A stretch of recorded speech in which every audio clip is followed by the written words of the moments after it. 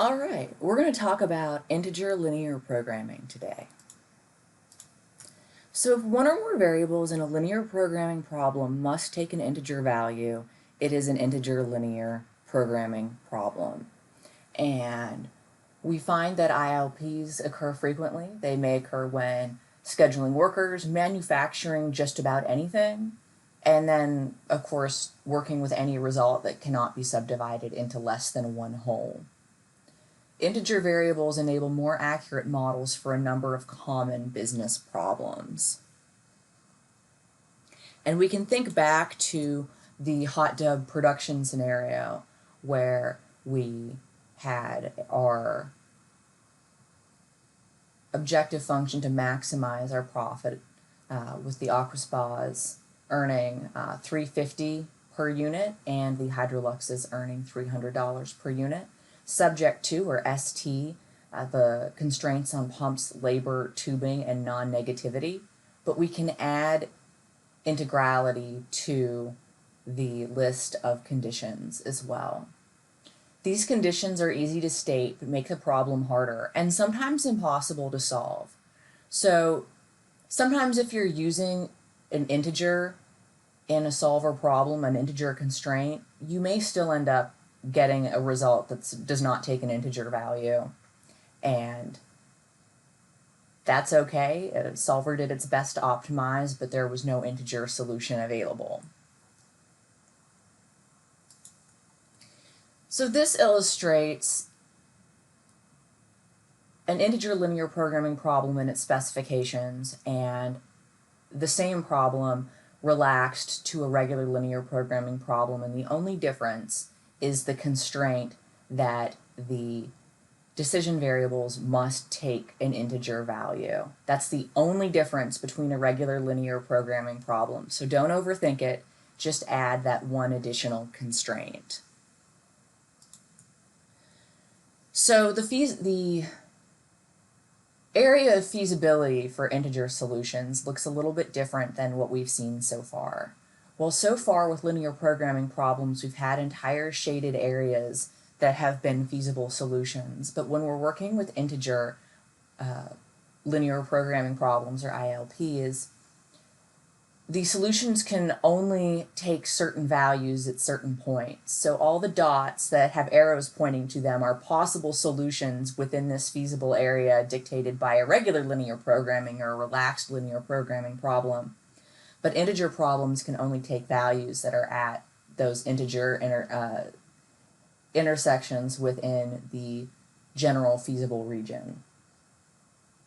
So the feasible region looks a lot different when we're working with ILPs. It's a series of points as opposed to a shaded area. The shaded area would be for the linear programming problem itself. When solving a regular linear programming problem, sometimes you'll get lucky and obtain an integer feasible solution. And just because all of your inputs are integers doesn't mean that your result will take an integer amount. But this luck was the case in the original Blue Ridge hot tubs problem that we covered in earlier modules.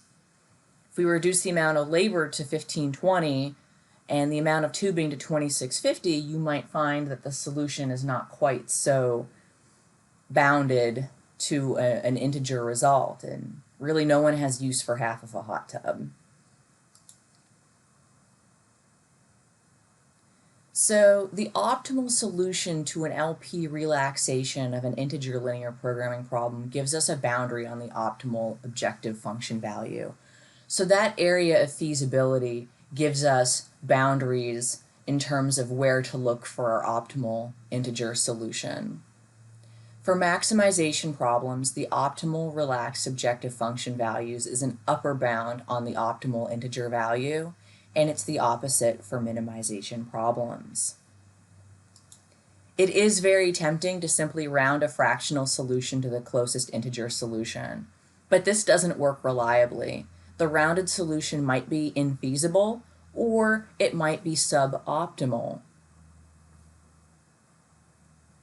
So you don't want to, in Excel, format the cell as a number and round it to 0 places. That is not a feasible approach. you may end up outside of your area of feasibility. So in this case, rounding down resulted in an infeasible solution. The area of feasibility is illustrated by the blue triangle, and the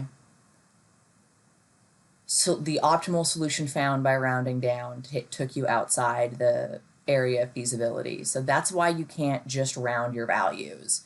You must set a constraint so that the value is optimized, and the optimal value is probably going to be this value right here at 2 and 1. Branch and bound algorithms can solve integer linear programming problems, and it requires a series of linear programming problems or candidate problems. It can solve any ILP, but practically it often takes a lot of computational effort and time. Because branch and bound can take so long, most integer linear programming packages allow you to specify a suboptimality tolerance factor. So this allows you to stop once an integer solution within some percentage of the global optimal solution is found.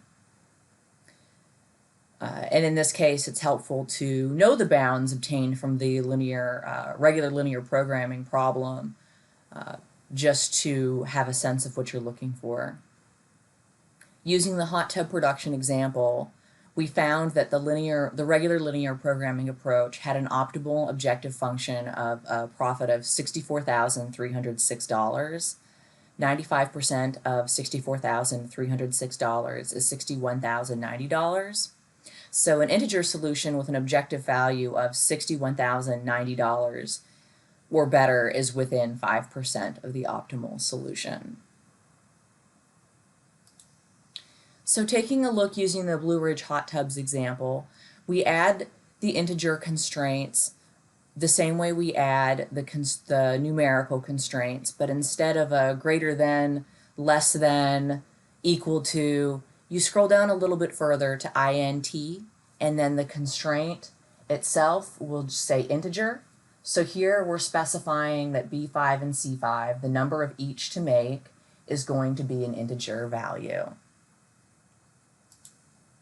In Solver, so by default, Solver uses a suboptimality tolerance of 5%, but you can go in and change that value to 0. So this is that default 5% for integer optimality. And you can open up the hot tub example and see if making that adjustment changes the outcome of the hot tub problem. I warn that it does generally mean the problem will take longer to run. But many business problems can be modeled as ILPs, and the ability to constrain variables to only take on integer values really enables modeling of a number of important conditions more accurately. Some examples include quantity discounts, setup or lump sum costs, and batch size restrictions. So we'll walk through 2 examples that cover these concepts. We're going to look at an integer linear programming problem and then a problem that has binary decision variables. So the data in these tables is data we're given, or data that we might collect. You'll always need some frame of reference to start solving these problems.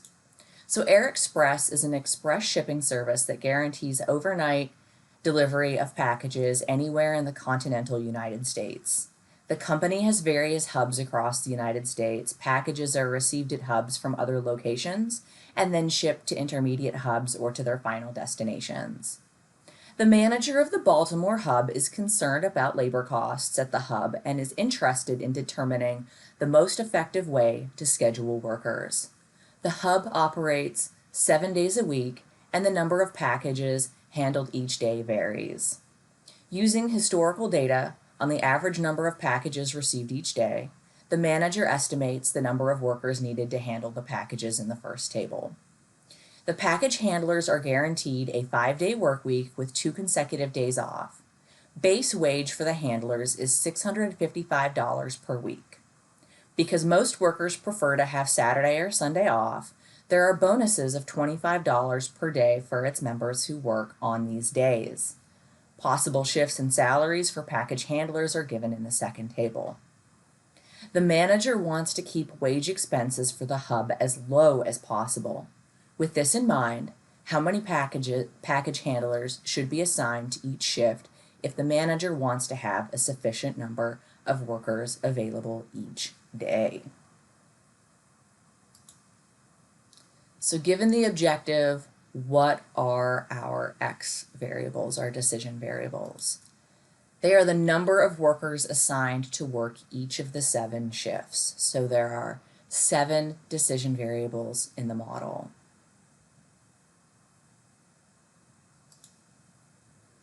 So based on the objective of the problem and the decision variables, we can define the objective function with the following equation, where in this case we're trying to minimize expenses. So the coefficient for each of the shifts is the cost of having one employee work that shift. And the values for X are the number of employees working that shift. So we can go ahead and define our constraints. We have a certain number of workers required each day. Those are our constraints. We have a minimum of 18 workers required on Sunday, a minimum of 27 required on Monday, and so on. We also cannot have a negative value for shifts. There cannot be a negative number of people. They can't kill their workers. I suppose they could lay them off, but we're going to set a non-negativity constraint on this. So this slide shows the general setup and organization of the Air Express example, and this slide illustrates how we would go about setting it up in Solver. So let's take a look at the Air Express example. So here is the Air Express staffing problem, and we see we have our workers scheduled. Those are our decision variables, so there's nothing in them. We're going to let Solver take care of that for us. Then we have our available constraint. So when we run Solver, the values in available must be greater than the values in required. And then we see that is calculated with the sum product function, where the values in B5 through B11, and then the values for the worker scheduled. Remember, anything multiplied by 0 is 0, so that's why we have zeros across the board. And then our objective function uses the sum product of the wages per worker and the worker scheduled to get a total, and we want to minimize this value. So let's go ahead into Solver and set up this problem. So our objective is going to be cell J12. We're trying to minimize this by changing variable cells I5 through I11 with a few constraints. So first, we need all of our available constraints to be greater than or equal to the number required. We also need the values in column I to be integers. So equal or int for integer, that's how you create an integer constraint. And then we're going to create a non-negativity constraint where I5 through I11 must be greater than or equal to 0. Click OK, because those are all of the constraints that I have. I'm going to click solve and we'll see what happens. So what we find is the objective cell yield us a value of $22,540. So that would be the cost per week minimized. That's the minimum cost and wages per week. And we see that our number of available employees looks good. We have at least the minimum each day. We have more than the minimum on Tuesdays and Thursdays and Fridays.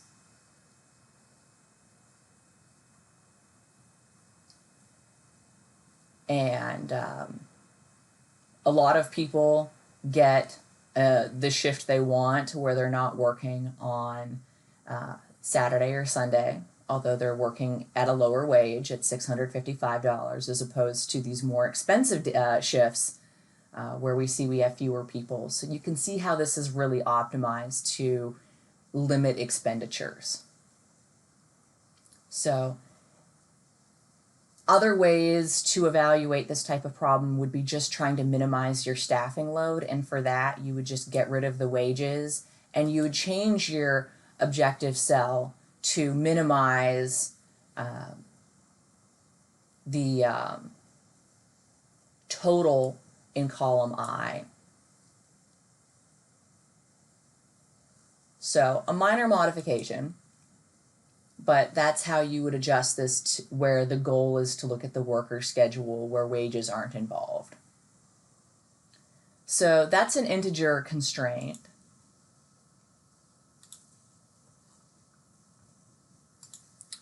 So the Air Express staffing problem explicitly walks through the steps of setting up an LP or an ILP problem. When asked to solve your own LP or ILP problems, remember these steps are here and use them as a reference. The next type of integer linear programming problem we're going to look at are cases where our variable cells are binary, so they can only assume one of two values, 0 or 1. These variables can be useful in a number of practical modeling situations where we're looking for values like yes or no, true or false, or whether or not an event occurred. In Solver, binary constraints are set the exact same way as integer constraints, they're just further down the menu. So let's take a look at an example. As VP of Research and Development at CRT Technologies, Mark Schwartz must evaluate and choose which R&D projects to support. The company received more than a dozen R&D proposals from employees and identified 6 projects as contenders for funding. But the company doesn't have enough money to do all 6 projects, so Mark must determine which projects to select. Funding requirements for each project are summarized here, along with the net present value, or NPV, the company expects each project to generate. The company has $250,000 available to invest in new projects and has budgeted $75,000 for continued support for these projects in year 2 and $50,000 per year for years 3, 4, and 5. Surplus funds in any year are reappropriated for other uses within the company and may not be carried over to future years. So that's the context, that's the environment in which we're working. So for each of the decision variables, or for each of the 6 projects, each one is a decision variable, and it's equal to 1 if the project is selected and 0 otherwise. And it's important to note that our inputs do not need to be binary to receive binary output. So here the objective function is to maximize the total NPV of selected projects. You want to make the most money. So the coefficients are the expected NPV for each of the 6 prospective projects. And remember, any number multiplied by 0 equals 0.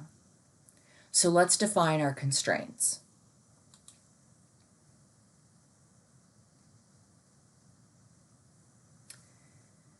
So the capital constraints relate to the amount of money available. So there's a constraint for each of the 5 years. And the coefficient for each of the decision variables is its capital required for that year. So project 1, for example, requires $75,000 in its first year. Project 2 requires $90,000 in its first year. Project 1 requires $25,000 in its second year, and so on. And then we have our binary constraint where all values for x must be binary. So this slide just shows you how to set up the problem in Excel. And this one illustrates how to set it up in Solver. So let's take a look at that spreadsheet. So here is the CRT Technologies example. We have our decision variables here that are going to be constrained to be binary. And we have our capital constraints here, where the capital required must be less than or equal to the capital available. So those are our constraints. And then our objective cell is the sum product of the NPV for the selected projects and whether or not the project is selected in column B.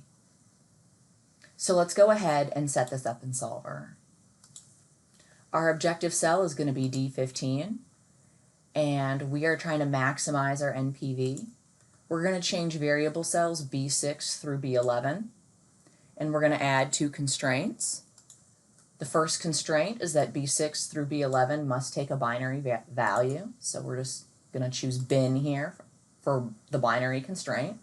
We're going to add it, and then we are going to add the constraint for the capital constraint. So the values in row 12 here must be less than or equal to the values in row 13.